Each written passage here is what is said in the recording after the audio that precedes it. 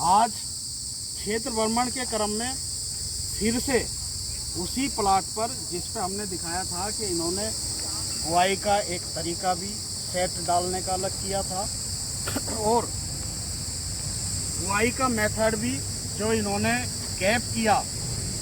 इसको इतना किया कि किसान देखने के बाद यही कहते हैं कि इतने गैप में गन्ना कितना पैदा हो। लेकिन इस किसान के द्वारा ठाना गया है कि मैं 100 क्विंटल प्रति बीघा के आसपास ले जाने की कोशिश करूंगा, और कोशिश करने वालों की कभी हार नहीं होती। ये भी एक कहावत है। ठीक है, 100 क्विंटल भी अगर नहीं पैदा कर पाए, इन्होंने 80 या 70 भी लिया, तो भी इनके द्वारा जो किसान भाई गेहूं और धान लगाते हैं वो प्रोसीजर पूरा किया जा रहा है। आप देख सकते हैं कि इन्होंने गेहूं की खेती इससे ले ली है और अब धान की तैयारी के लिए जुट गए हैं। इसी के क्रम में आप देख सकते हैं कि किस तरीके से इन्होंने खेत को तैयार किया और हर खेत में अलग अलग तरीके से दवाई, अलग अलग तरीके से खाद, इन सारी लाइनों पे ही इन्होंने इस तरीके से प्रयोग किए कि हर लाइन में अलग अलग ट्रीटमेंट किया हुआ है, और उस ट्रीटमेंट के हिसाब से ही ये अपने नेक्स्ट ईयर की प्लानिंग करेंगे, और प्लानिंग करने के उपरांत ही वो ही अपने खेत को, वो ही अपनी फसल को देंगे जिसका रिजल्ट अच्छा आएगा। इसके साथ ही आप देख सकते हैं कि एक आकलन के हिसाब से ही इतना खेत इन्होंने बिल्कुल प्योर छोड़ा हुआ है, जिसमें इन्होंने गेहूं लिया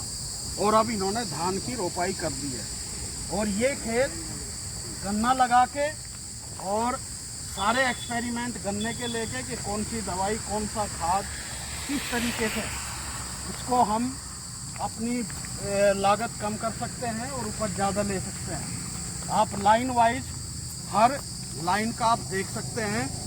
कि ये लाइन कुछ छोटी है, इसमें क्या इन्होंने एक्सपेरिमेंट किया, ये लाइन कुछ इससे बड़ी है, इसमें क्या इन्होंने एक्सपेरिमेंट किया, ये लाइन फिर दूसरी तरीके से है, इन्होंने क्या इसका एक्सपेरिमेंट किया।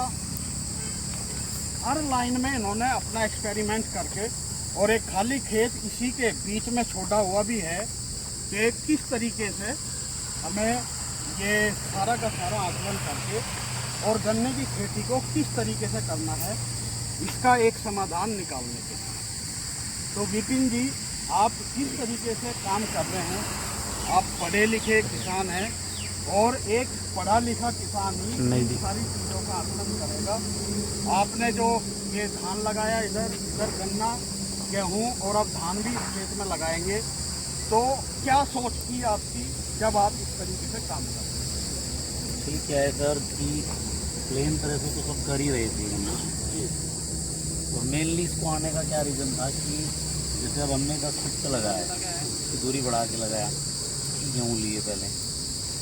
तो अब इसमें धानों की तैयारी है। तैयार करके उसको मिट्टी चढ़ा के फिर उसमें धान लग जाएंगे। धान कटने के बाद जैसे बीच का कपड़ा बचेगा 5 फीट का दायरा, तो इसमें हमारा दूसरा गन्ना बुआई हो जाएगा। अब ये कटता रहेगा, वो जवान नहीं काटता रहेगा। धान लगने के बाद आपने मुझे एक प्रोसीजर बताया था कि धान कटाई के बाद अगले साल में जो मैं अपनी ज़मीन से ऑर्गेनिक मैटर लूँगा, इसमें फिर मैं मेथी लगाऊंगा, जो 40 से 45 दिन में हो जाएगी, और उस मेथी को इसी में ही मैं जोत दूँगा। क्या हो गया, ये लाइन खिंच जाएगी, लाइन की बिजाई हो जाएगी, तो कपड़ा भी इसमें बचेगा, तो मेथी की बिजाई हो जाएगी, फिर उसको उसी में। तो जो पूरे साल में आपने इस ज़मीन से ऑर्गेनिक मैटर के रूप में लिया, उसको ज़मीन को आप रिटर्न कर देंगे मेथी लगा के। तो ये सोच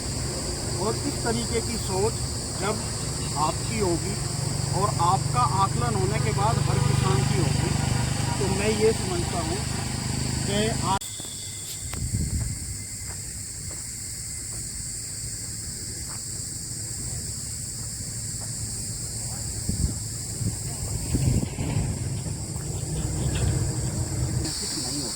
के रूप में कर रहे हैं,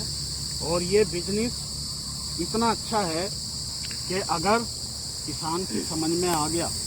और किसान को इससे बेनिफिट हुआ, बेनिफिट की मैं आपको बात बता ही रहा हूँ कि एक नॉर्मल वे में इन्होंने एक प्लेन खेत छोड़ा हुआ है जिसमें इन्होंने गेहूँ लिया और धान ले रहे हैं, और ये गन्ना लेके इसमें गेहूँ और धान ले रहे हैं।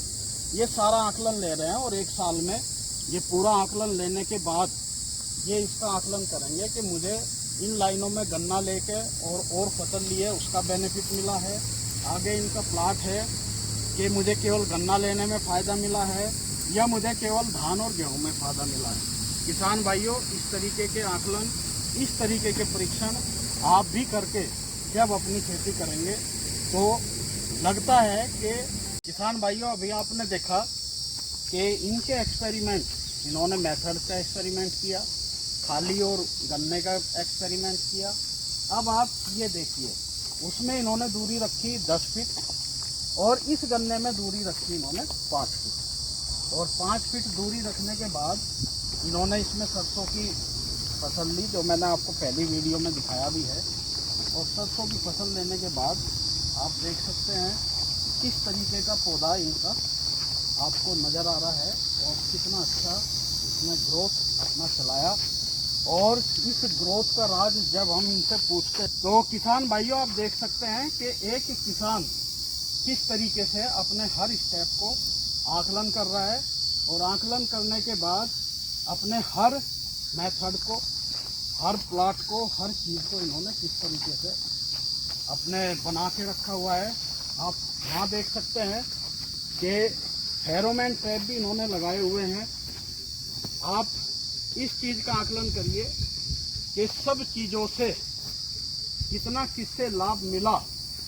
ये देखने की कोशिश इनके द्वारा की जा रही है। अपने इस ज्ञान को जब हमें रिटर्न करेंगे तो एक रिजल्ट के साथ इन्होंने क्या दिया, क्या इन्होंने लगाया, किस समय क्या काम किया, ये बताएंगे जब ये अपना इसका पूरा रिजल्ट लेके और पूरा का पूरा अपना एक खर्च और अपनी आमदनी सारी निकालने के बाद जब इनका कहना है कि हम जब बताना उचित समझेंगे। इस तरीके से ही अगर आप भी आकलन करेंगे और आप भी सबके तरीके से ये देखने की कोशिश करेंगे तो हो सकता है हम बाज़ार में लुटने से बच जाएं और हमारे जो उपज है उसमें भी हमें फ़ायदा मिल जाए।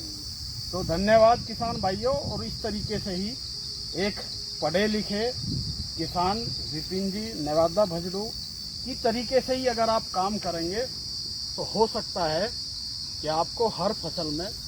बचत मिले और हर फसल में आपको इस तरीके का देखने को मिले। मैं इसी के साथ विपिन जी का पुनः धन्यवाद करना चाहूँगा कि इन्होंने सारे मेथड, सारे ट्रायल अपने यहाँ पे लगाए हुए हैं और हर तरीके से इन्होंने अपनी फसल को बहुत अच्छा किया हुआ है और ये करने की कोशिश करते हैं। बहुत बहुत धन्यवाद विपिन जी का। और